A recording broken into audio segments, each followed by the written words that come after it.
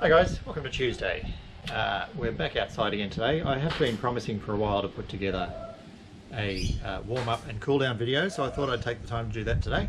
A couple of you have been asking about the best way to warm up for either our running sessions or just whether it's strength or cardio.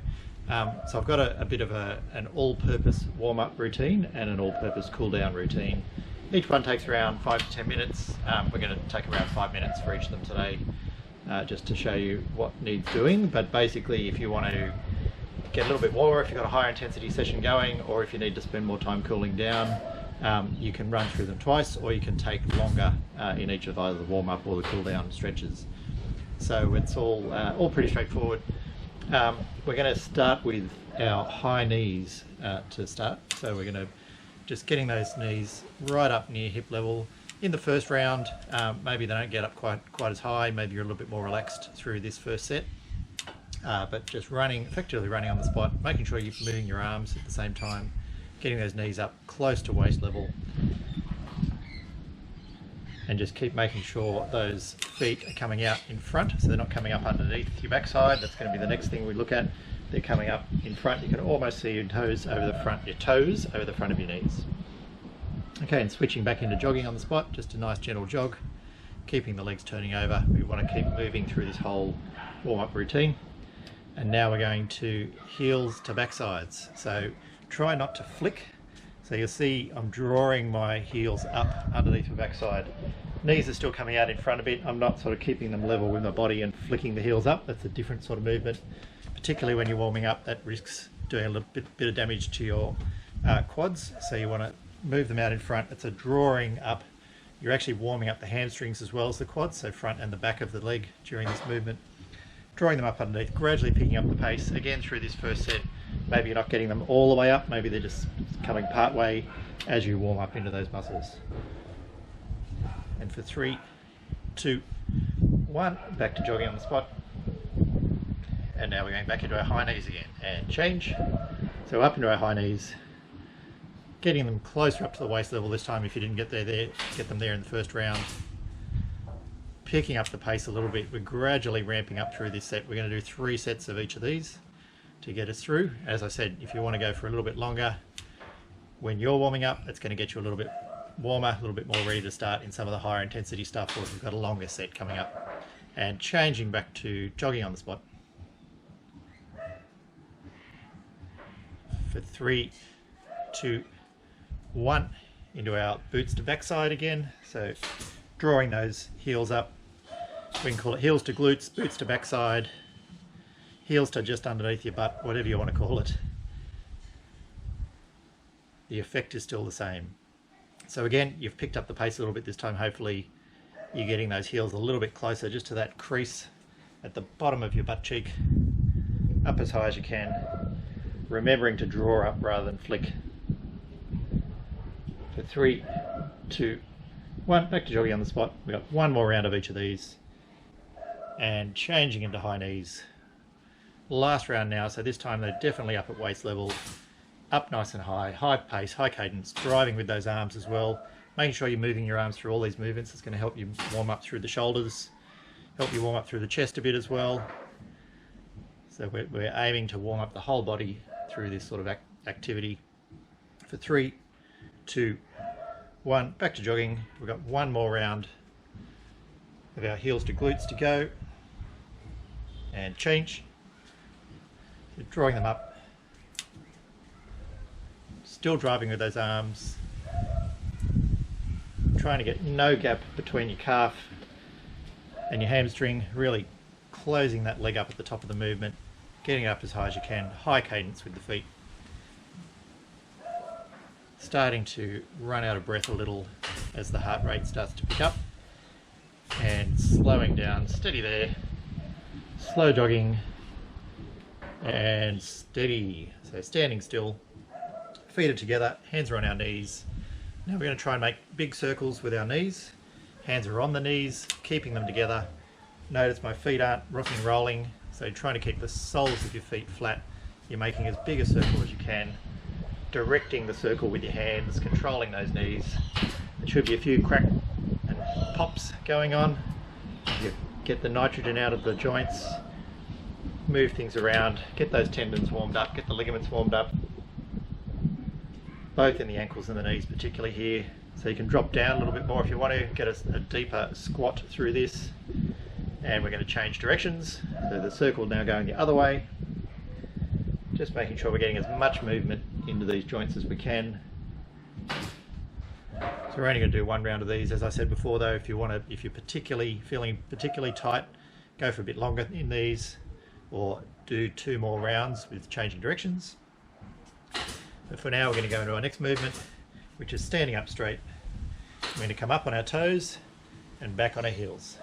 So up on the toes, little squeeze at the top so you feel that coming to your calf a bit. Back on your heels, using your arms to keep you steady, to keep the body up nice and tall, trying not to tip over. So really draw the toes up as you rock back.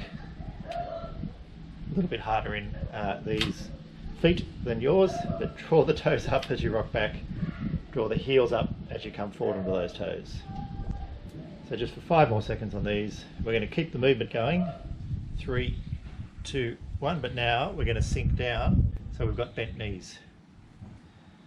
So the purpose of this is basically to move where the stretch is happening. So you've warmed up the calves, you're now warming up lower down of the calf into the Achilles when you come up on those toes. So it's giving you a bigger stretch down through your lower leg. Getting some hip mobility in as well as knee mobility.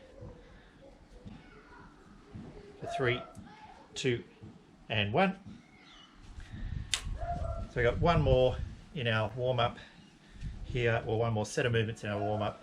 So we're going to put our feet at hip width, a little bit more than hip width, pointing out 45 degrees. We're going to clasp our hands or our flippers together in front of us. We're going to come down into a nice deep squat. So once you're down there, I want you pushing out against your knees with your elbows. So you're opening up through the adductors, opening up through your hips, getting everything nice and loose, and just roll around on the spot. So there's no particular movement here. Rock backwards and forwards, roll around, make a few different circles, really open up. You should feel everything sort of starting to loosen up through this movement. We're going to stay down here for a little bit, rocking backwards and forwards, keeping the pressure out on those knees. As you breathe out, try and sink into the stretch a little bit more, just like we do with all of our movements. Sort of work into it, slow your breathing down, nice big breath out as you breathe out. Just try and get that extra centimetre, half a centimetre of movement in there. Increase the stretch a bit, keep that movement going for 3, 2, 1, but we're staying down here. We're going to put our left hand down next to our left foot, and we're going to open up with our right hand above our head, looking out to the side or up towards your hand if you can, for 3, 2, 1, swinging back down, right hand down this time, left hand up, looking up to that left hand, rotating through the trunk, really getting some mobility through the body now. And we're going to do that 2 more times on each side. So left hand down, looking out to the right hand down, looking up to the left hand down, looking up to the right hand, and right hand down, looking back up to the left hand.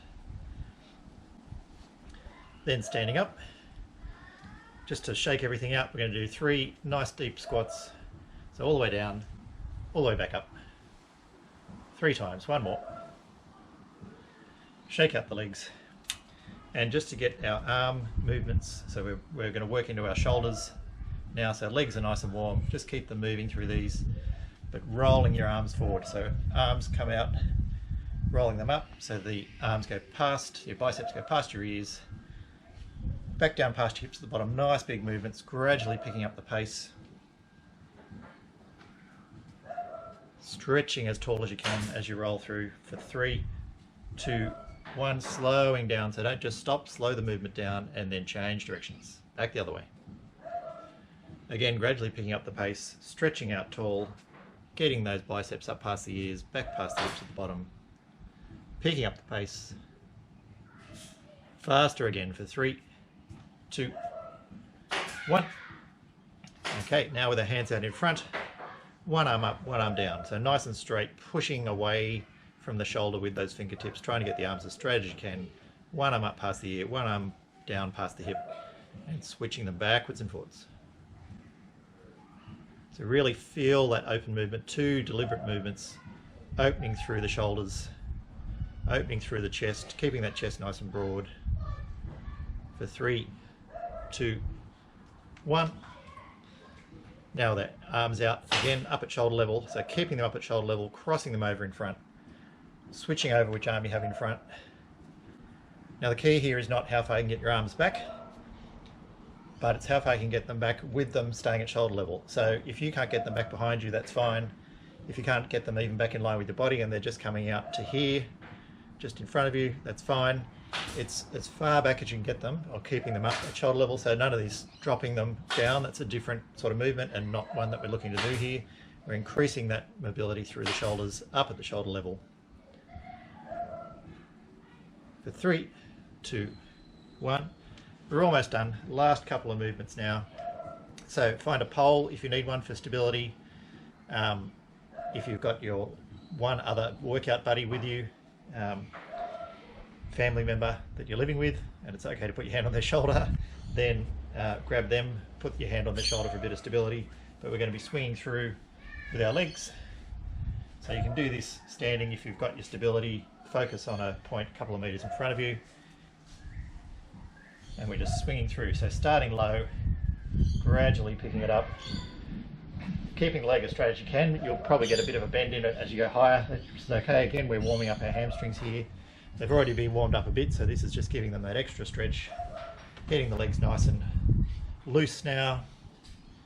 And then you're trying to get as high as you can through these last bits. Make sure you're also kicking back as far as you can, because you're opening up right down the front of your leg as well as through the hamstring. This is a movement that's designed to do both. For 3, 2, 1, changing legs. So again, starting low, gradually working into it. Starting to get up a bit higher now, increasing the range of motion of that swing, making sure that you're coming back as well as all the way up. For 3, 2, 1, and we're done. So that's our warm-up done, guys. So that's going to do you well for a whole bunch of different exercises, particularly a range of exercises where you've got a bunch of upper body and lower body stuff coming up. Obviously, if it was just a running set, you're going to focus more just on the legs. You might not want to warm up your arms as much, although you will find if you're doing a high cadence set of running, sprints, intervals, those sorts of things, you are going to tighten up through the shoulders. So personally, I highly recommend doing that sort of a warm-up.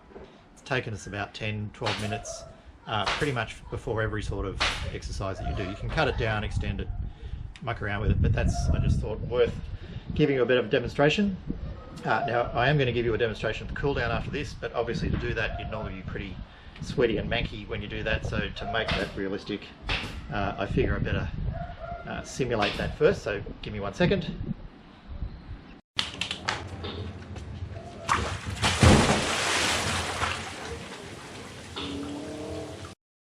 Right, that's much better. Okay, we're going to get into these stretches. We're going to come down with our right knee on the ground, our left knee out in front of us. These are my preferred rounder stretches that I like to do after a workout. If I've pushed a bit harder, then I'll hold these for a bit longer. And quite often I'll sort of go through this sequence of a night time as well. If I've done a workout in the morning, it's a really good way of just stretching through the whole body.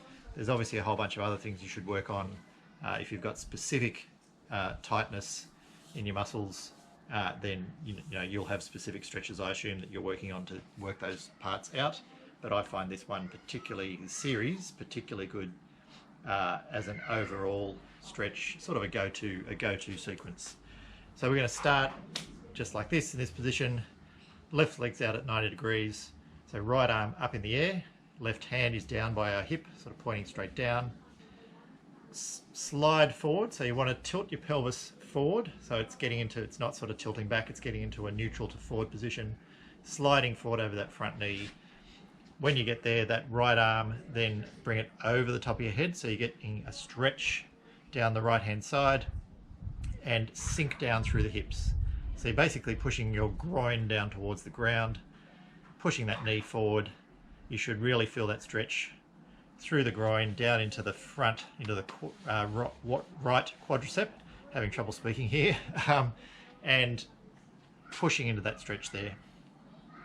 So you'd hold that for each of these. Normally I would suggest holding for at least 20 to 30 seconds. I'm going to walk through them a little bit more quickly just to show you the different stretches. So from here, you got right hand is going to come down on the outside of your left knee, and that's going to twist you around.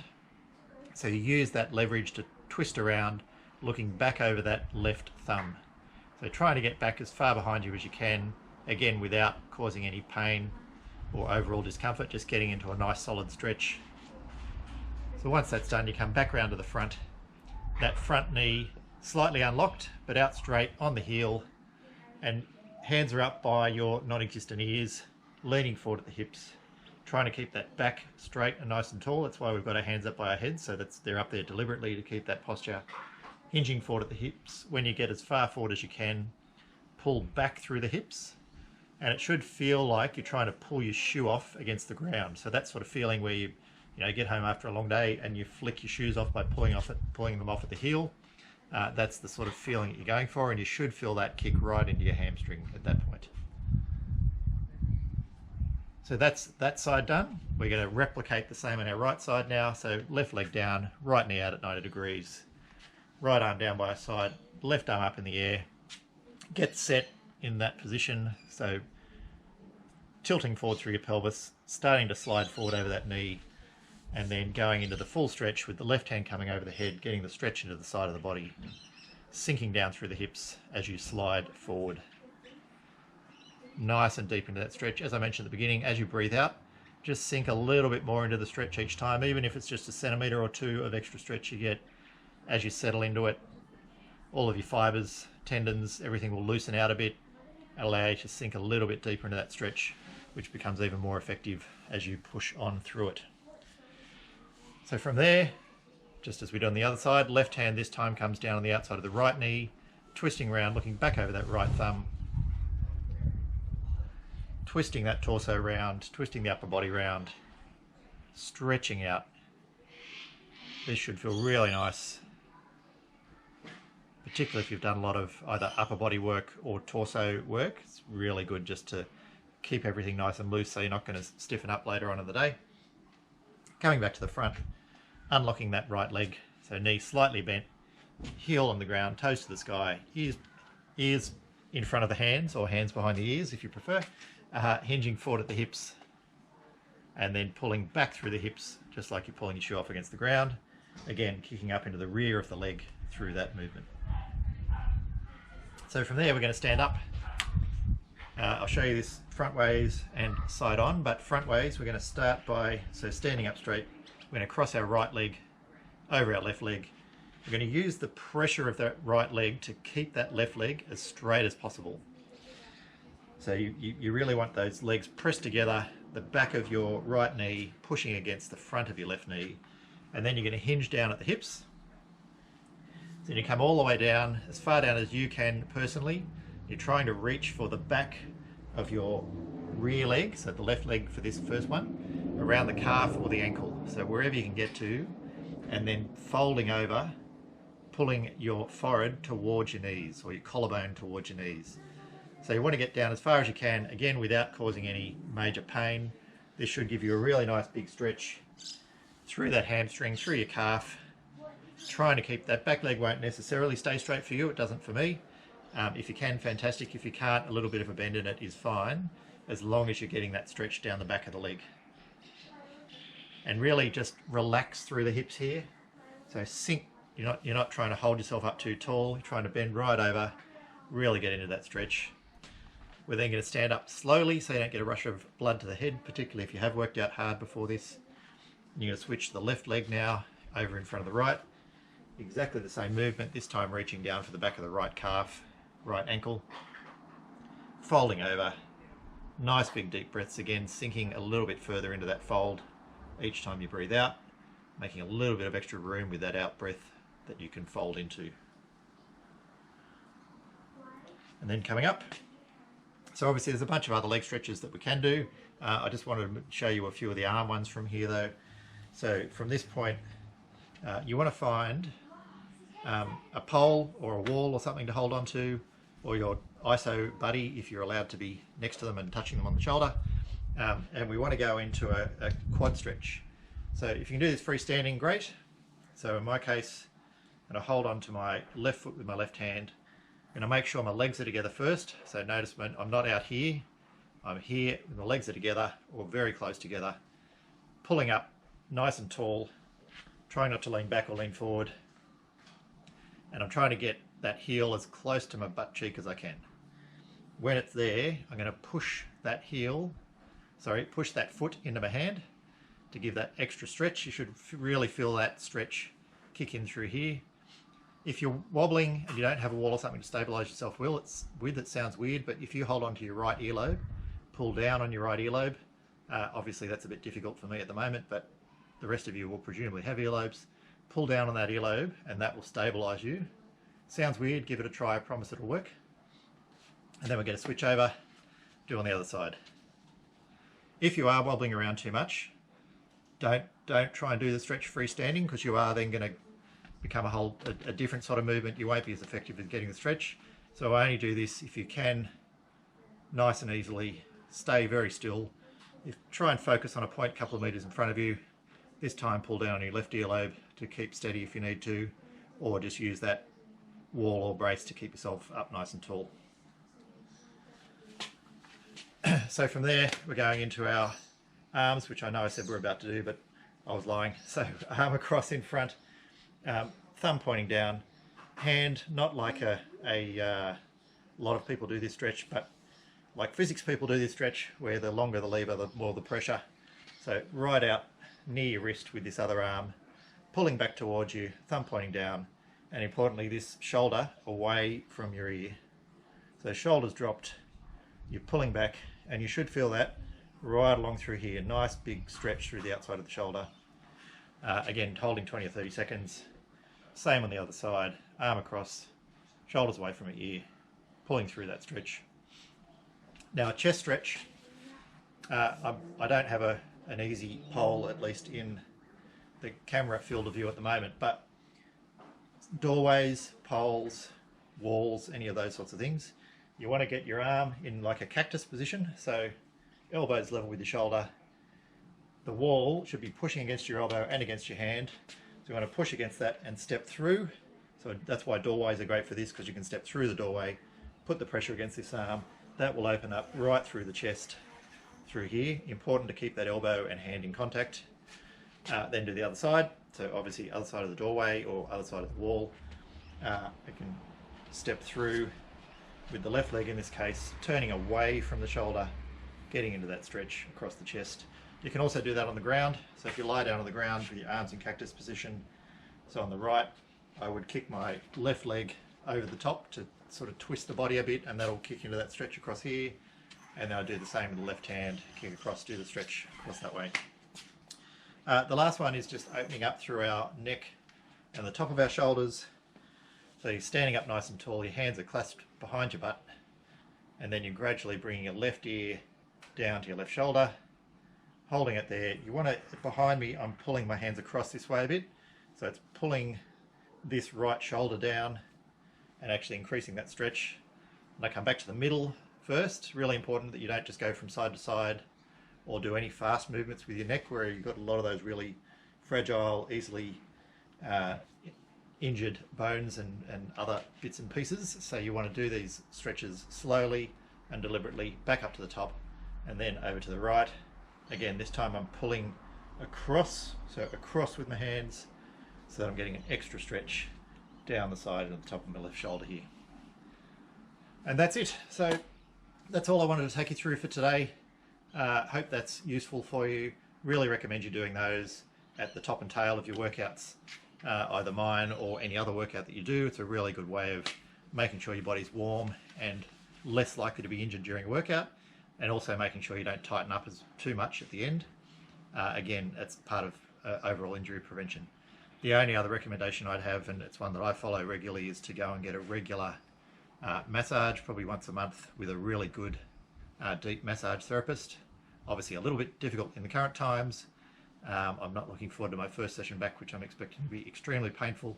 But look, it's something that I've found that, and a combination of yoga and Pilates over the years, has meant that are virtually injury-free from training, so I can, really make sure you try and fit those into your training schedule as much as you can. That's about it for today. Probably a bit of a long one, but hopefully you got something useful out of it. Look forward to seeing you again tomorrow, where we're going to be kicking on to our abs of the week, which we haven't done for a while. Thanks guys, see you later.